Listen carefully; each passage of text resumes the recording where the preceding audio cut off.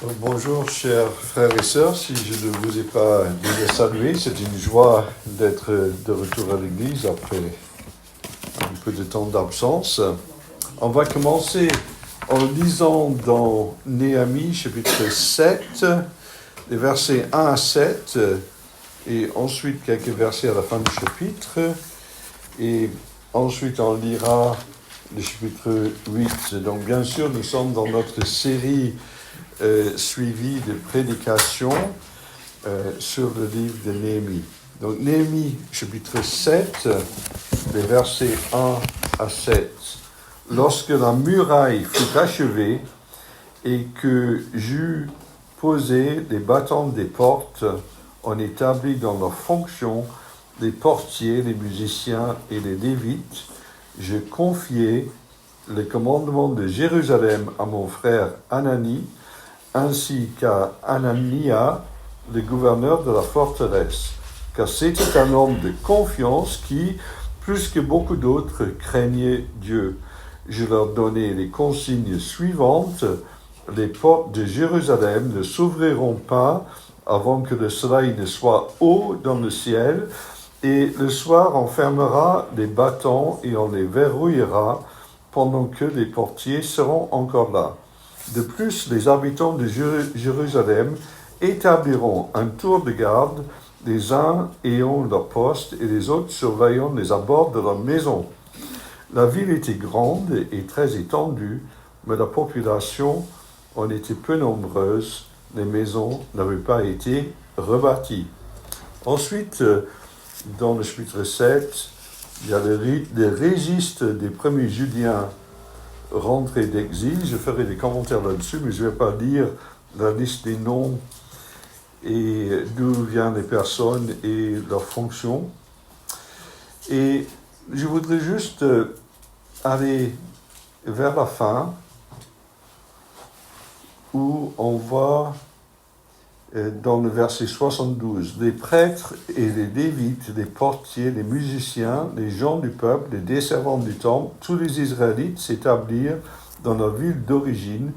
Quand arriva le 7e mois, les Israélites étaient installés dans leur ville.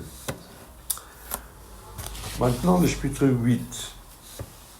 Tout le peuple s'assembla comme un seul homme sur la place située devant la porte des eaux. Ils demandèrent à Esdras, qui était spécialiste de la loi, d'apporter le livre de la loi de Moïse donné par l'Éternel à Israël. Le premier jour du 7e mois, Esdras, qui était aussi prêtre, apporta la loi devant l'assemblée composée d'hommes et de femmes et de tous ceux qui étaient en âge de comprendre ce qu'ils entendaient. Il leur lut dans le livre depuis l'aube jusqu'à midi, sur la place qui est devant la porte des eaux. Tout le peuple était attentif à la lecture du livre de la loi, hommes, femmes et tous ceux qui étaient en âge de comprendre. Esdras se tenait sur une estrade de bois dressée pour la circonstance. À sa droite se tenaient Matithia, Shema, Anaya, Uri, Ilkia et Maseya. Et à sa gauche, Pédaïa, Michaël, Malkia, Ashub, Ashbadana, Zacharie et Mesoulam. Comme il était placé plus haut que tout le peuple, chacun le vit ouvrir le livre. À ce moment-là, tous se levèrent. Esdras bénit l'Éternel, le grand Dieu, et tout le peuple s'écria « Amen, Amen » en levant les mains. Puis ils s'inclinèrent jusqu'à terre et se prosternèrent devant l'Éternel pour l'adorer.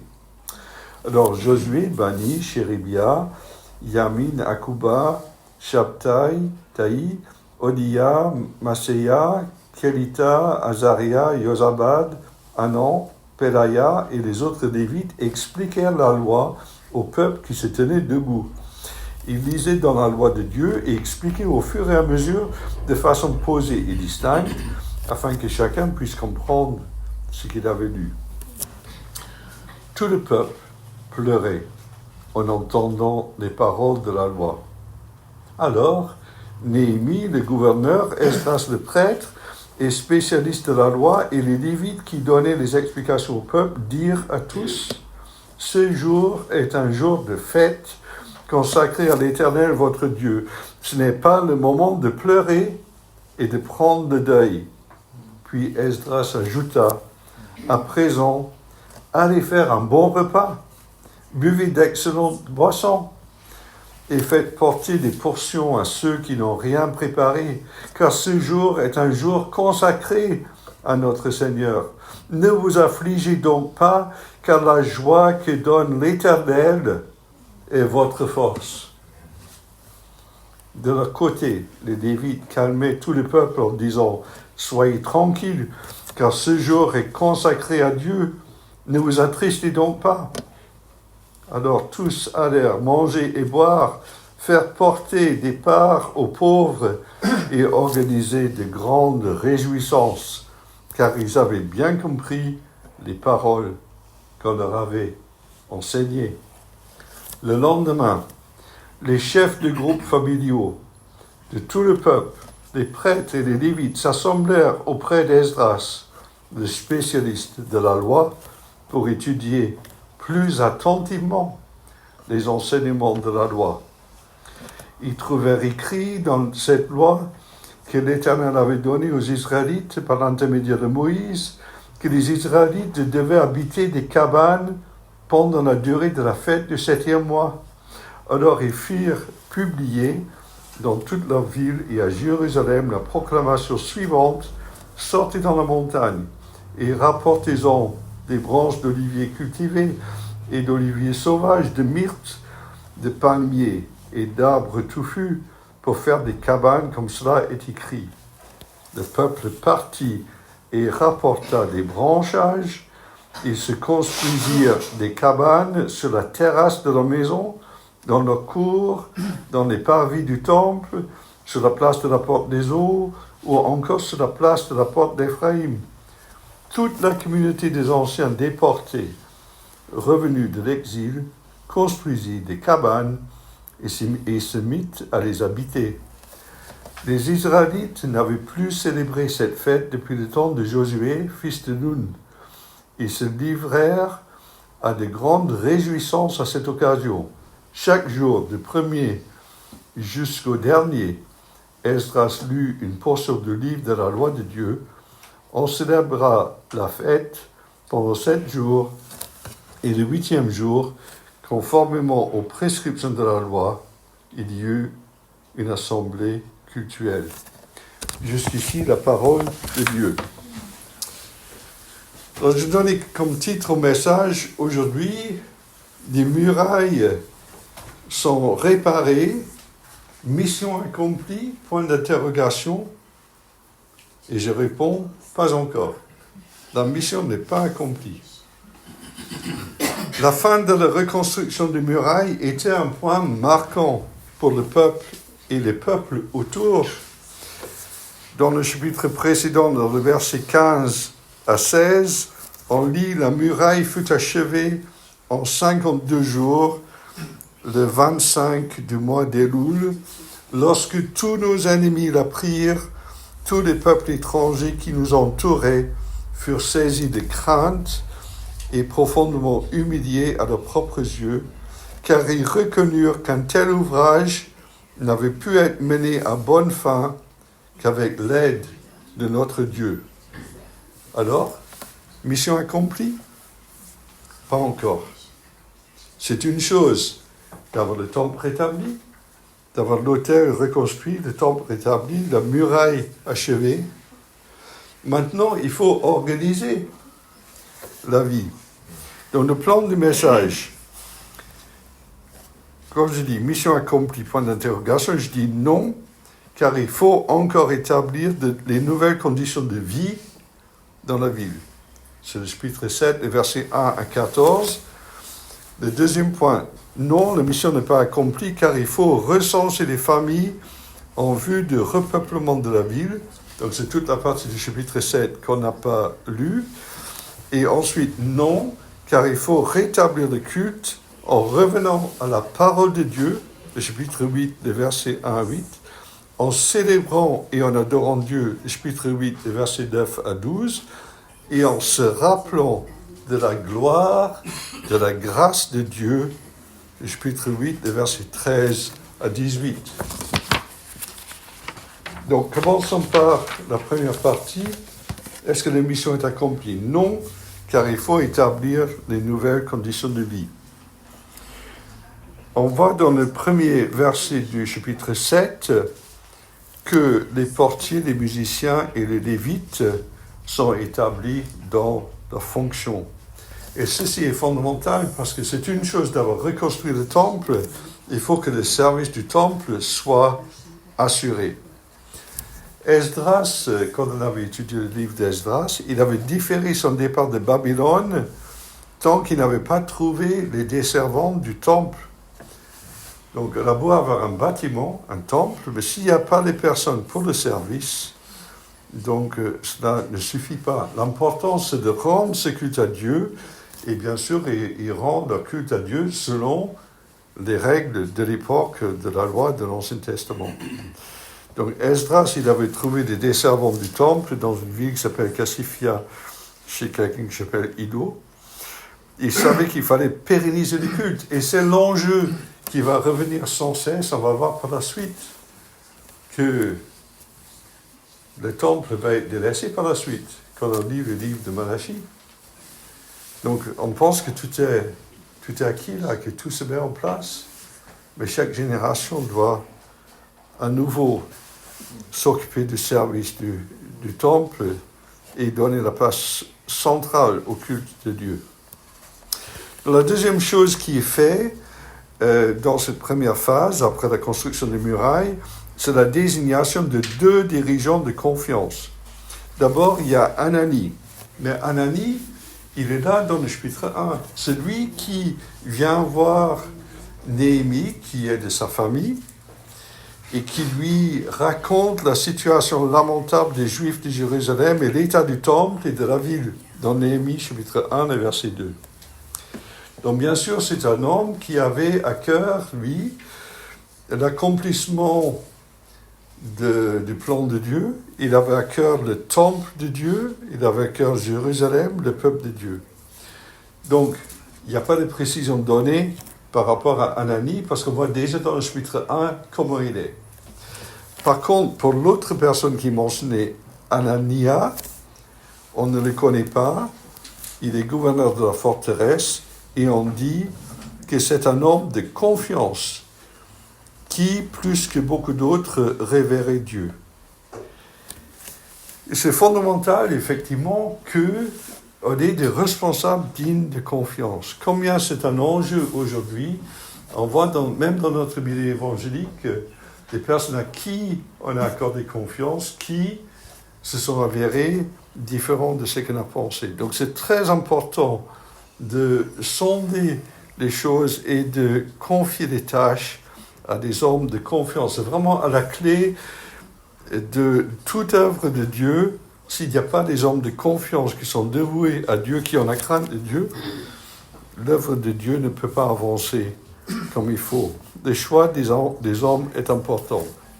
La troisième chose qui est mise en place par Néhémie, c'est la sécurité.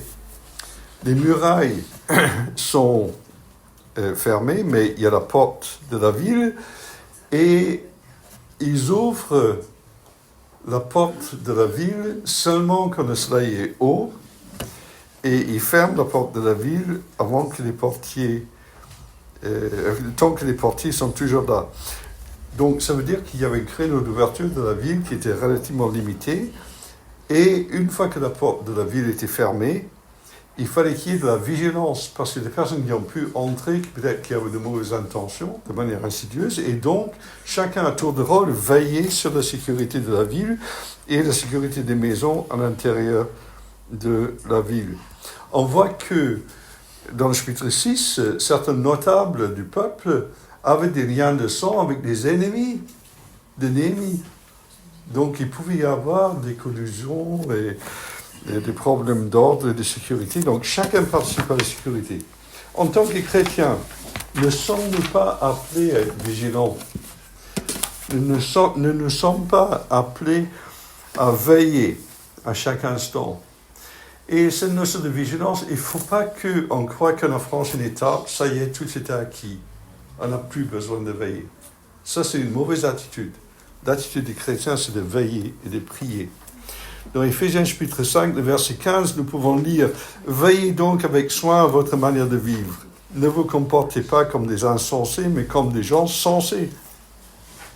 Mettez à profit les occasions qui se présentent à vous, car nous vivons des jours mauvais. C'est pourquoi ne soyez pas déraisonnables, mais comprenez ce que le Seigneur attend de vous. À nous, à chaque instant, de nous poser la question, est-ce que nous sommes en train de faire ce que le Seigneur attend de nous? Et est-ce qu'il n'y a pas des choses ou des personnes qui essaient de nous détourner de cela? La dernière chose qui a été mise en place par Néhémie, c'était la suite. La suite, c'est quoi? C'est la construction des maisons. C'est pour ça que j'ai lu dans le verset 72 du chapitre 7, quand arrive le 7e mois, les Israélites étaient installés dans leur ville. Alors, attendez, c'est pas ça. Non, ça, alors, oui, dans le verset 4 du chapitre 7, les maisons n'avaient pas été rebâties.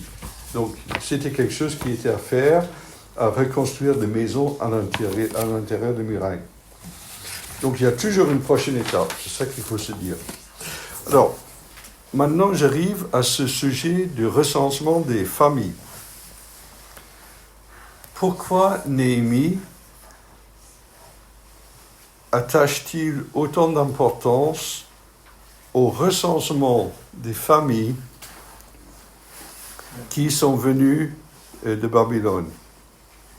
Dans le verset 5, « Mon Dieu me mit à cœur d'assembler les notables, les chefs et le reste du peuple pour faire le recensement. » Dans le verset 6, il dit, « Voici la liste des hommes originaires de la province de Juda que Nabuchodonosor, roi de Babylone, avait déportés et qui sont revenus de la captivité à Jérusalem et en Juda, chacun dans sa ville. » Et on voit dans le verset 69 plus loin que parmi ces chefs de groupe de famille, il y en a qui ont fait des dons d'argent. Et on lit dans le verset 72 que tous les Israélites s'établissent dans leur ville d'origine. Alors ce recensement avait sûrement un but bien pratique, parce qu'il fallait identifier d'où venait chaque famille, et l'idée c'était qu'ils se rétablissent là où ils étaient au moment de la déportation. Ce sont des familles qui ont tout perdu. Tout d'un coup, je pense à l'Algérie, les gens sont partis. C'est comme si il y avait la possibilité de revenir en Algérie et dire « je m'installe là où j'ai grandi ». Bon, ce n'est pas le cas dans l'histoire, mais pour le peuple d'Israël, il y a une forme de justice, de retrouver les endroits où ils étaient avant la déportation. Il y a une restauration. Ils reviennent dans ces endroits-là. Donc Dieu tient compte de l'histoire de ces gens-là. Ils ont fait l'effort pour revenir de Babylone. Maintenant, ils vont retrouver les endroits où ils étaient historiquement. Donc, il y avait tout un travail pour que les gens retrouvent les endroits. Mais ce qui est intéressant, chaque famille a un nom. Chaque famille a une histoire. Pour d'autres personnes dans la liste, on explique leur fonction. Et on est vraiment à l'inverse du phénomène moderne où très souvent les gens sont réduits à un numéro de matricule, au niveau de sécurité sociale, etc. Là, les gens ont un nom, ils ont un lieu, ils ont une histoire. Et Néhémie tient compte de la place de chacun dans cette histoire. Je trouve qu'il y a une valorisation des personnes. Il y a de la place pour l'encouragement et la reconnaissance. Reconnaître ce que chacun fait dans l'œuvre de Dieu. Oh, combien cela donne de l'huile dans les rouages, combien c'est nécessaire que les gens se sentent reconnus. Il ne s'agit pas de flatterie, ni, et il ne s'agit pas non plus de glorifier l'homme, mais une juste reconnaissance de la place de chacun dans l'œuvre de Dieu fait vraiment du bien. Et on voit que ces familles sont rétablies dans les endroits qu'ils avaient perdus lors de la déportation. Maintenant, j'arrive au dernier point, qui est la plus grosse partie peut-être.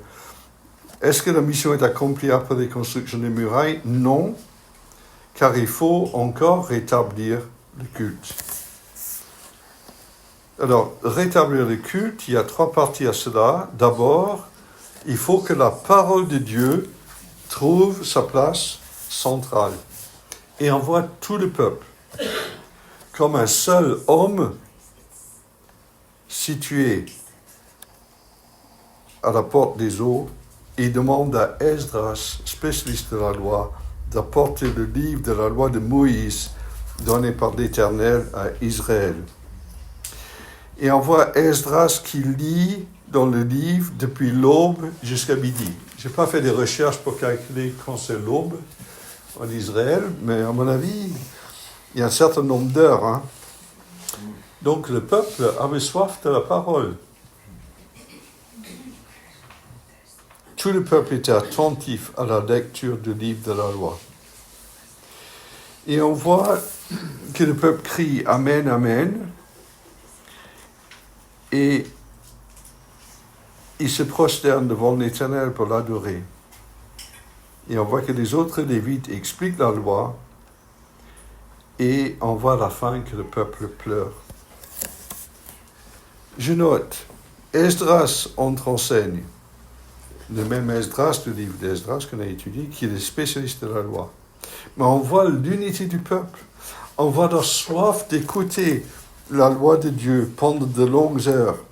Cela me rappelle des récits de réveil en Écosse. J'ai lu 2 récits différents concernant des siècles différents où les gens remplissaient des champs. Il n'y avait pas la place dans les églises pour prêcher.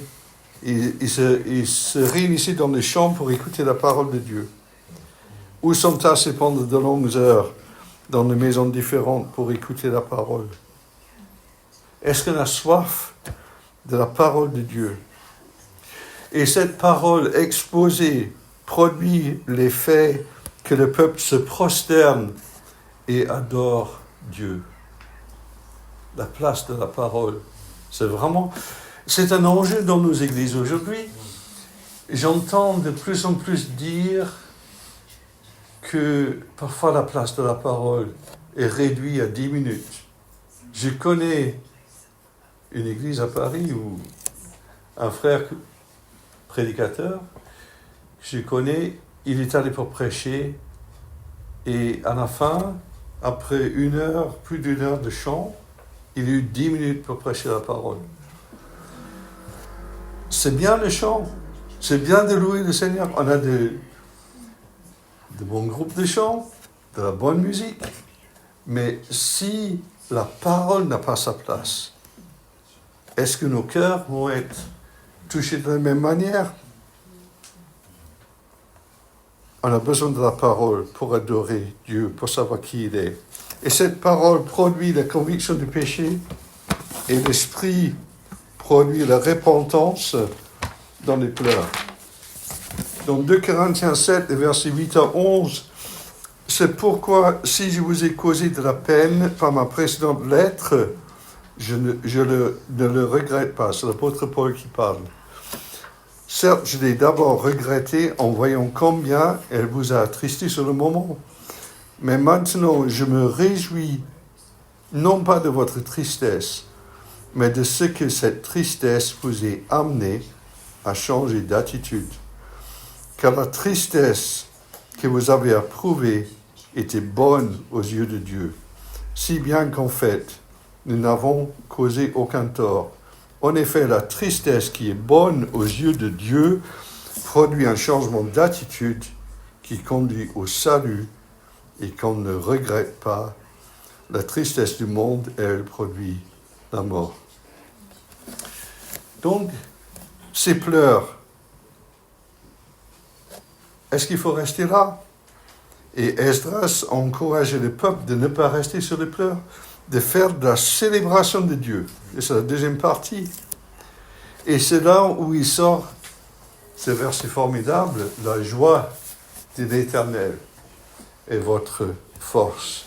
Et combien c'est difficile pour les personnes qui ont été convaincus de leur péché, de dire « Dieu m'a pardonné, Dieu a oublié. Si Dieu a oublié, je m'accorde le droit d'oublier moi-même. » Ça, c'est une étape difficile pour beaucoup de personnes. Mais non, vous êtes appelés à être dans la joie. Dieu a oublié, soyez dans la joie.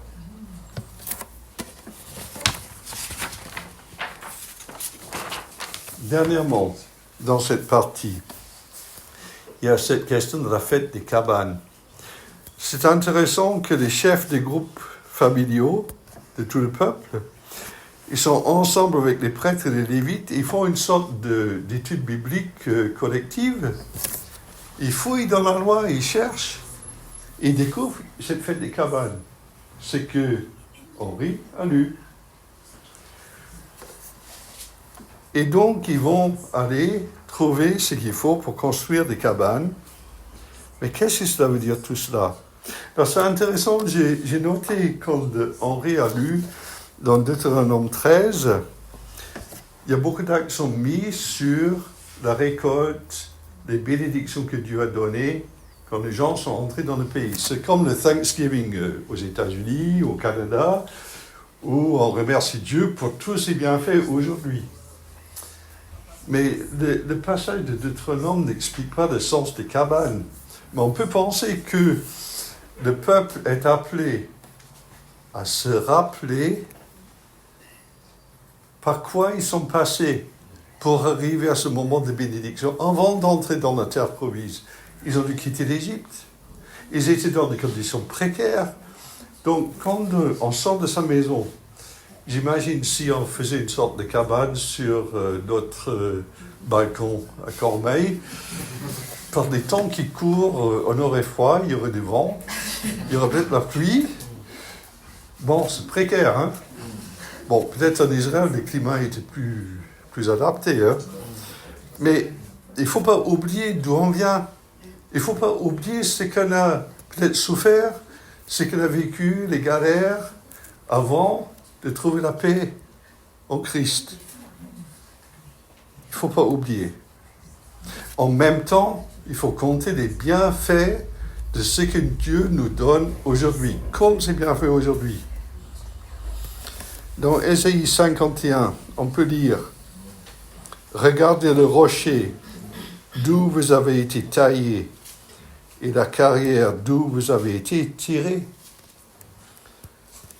Dans 2 Samuel 7, le verset 18, le roi David, il se place devant l'Éternel et lui adresse cette prière. « Seigneur éternel, qui suis-je et qu'est-ce que ma famille pour que tu m'aies fait parvenir où je suis ?» Éphésiens chapitre 1, dans sa bonté qu'il a voulu pour nous. Alors, je vais lire plutôt le passage. Dans le verset 5, « Puisqu'il nous a aimés, il nous a destinés d'avance à être ses enfants qu'il voulait adopter par Jésus-Christ. Voilà ce que dans sa bonté il a voulu pour nous, afin que nous célébrions la gloire de sa grâce qu'il nous a accordée en son Fils bien-aimé. » La gloire de Dieu est de faire grâce. Célébrer la grâce de Dieu, c'est se rappeler que nous étions pécheurs, nous étions ennemis, nous étions séparés avec Dieu. Et Dieu non seulement nous a sauvés, il nous a adoptés comme enfants, il nous a fait entrer dans la famille de Dieu, il nous a fait héritiers du monde à venir. Célébrons donc la gloire de la grâce de Dieu en se souvenant de ce qu'il a fait, du chemin parcouru, d'où on vient et où le Seigneur nous place aujourd'hui. En conclusion, si je résume quelques points clés du message, déjà par rapport aux murailles, ne nous reposons pas sur nos lauriers en pensant qu'on a franchi la ligne d'arrivée. Si nous avons franchi une étape importante, nous n'avons pas encore traversé la ligne. Il y a toujours lieu de consolider, confirmer, pérenniser l'œuvre de Dieu à chaque instant. Et j'ai trouvé une citation que je trouve un peu dure. Chaque ministère chrétien est à une génération de sa propre destruction. C'est un gars qui s'appelle Wiersbe qui a dit ça. Ça veut dire que le défi de chaque génération, c'est de renouveler. Le but de chaque constitution politique est ou devait être d'instaurer des dirigeants qui ont le plus grand discernement, la plus grande vertu pour poursuivre l'intérêt commun et de prendre des précautions pour que ces personnes restent vertueuses. Alexander Hamilton. Ça veut dire que c'est bien de nommer des personnes de confiance, mais il faut veiller à ce que ça continue à marcher bien. La vigilance est de mise. Dans l'œuvre de Dieu, il y a également l'idée que rien ne s'arrête. On ne peut pas dire à un certain moment, on a tout accompli, qu'il n'y a pas la suite à regarder. Il y a toujours quelque chose à faire. Je pense que les murailles ont été faites. Peut-être que le culte est rétabli, mais il y a la construction de maisons qui est restée à faire. Une leçon concernant peut-être le recensement des familles, ça serait d'avoir le plus grand respect des contributions de chacun au service de Dieu. Avoir ce respect permet à chacun de s'insérer dans le cadre du plan collectif de Dieu. Il semble qu'il a sa place. Chaque personne est encouragée de par cela. Et de tenir compte de l'histoire de chacun et des besoins de restauration, je crois que c'est un bon point. Concernant le culte, mettons la parole de Dieu au centre. Ayons tous soif ensemble de cette parole. Laisse-nous conduire vers l'adoration. Et laissons-nous accueillir les pleurs sincères de repentance qui ont leur place. Que la joie de l'Éternel soit notre force, qui change notre deuil en allégresse. Et souvenons-nous surtout d'où on vient. Dieu nous a pris dans notre état de séparation avec lui. Il nous a fait grâce. Il nous a bénis. Il nous conduit. Et que nous puissions donc célébrer la gloire de sa grâce. Merci.